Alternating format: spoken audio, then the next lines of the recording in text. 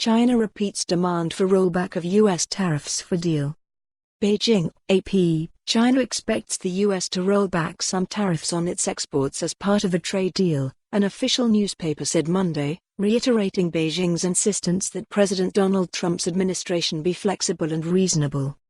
The Communist Party newspaper Global Times ran several articles Monday that emphasized there would be no deal without a promise to phase out the tariffs imposed by Washington. It cited officials saying that China will buy American farm products and the amount could be substantial, but it cannot promise a specific number in the deal because the amount must be based on market demands.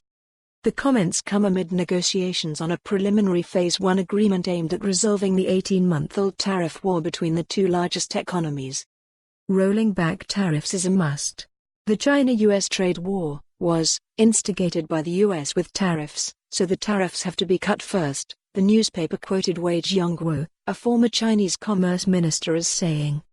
It said China was already addressing issues such as protection of intellectual property, foreign investment regulations and opening of its financial markets independently of the trade talks. Chinese officials earlier said the U.S. side had agreed to gradually phase out the tariffs as progress is made on ending the dispute over trade and technology. The U.S. side did not confirm that. Last week, both sides suggested that they were close to striking a deal. Chinese Vice Premier Liu He said he had invited senior U.S. officials to Beijing for further talks. Trump said the talks were in their final throes of negotiations.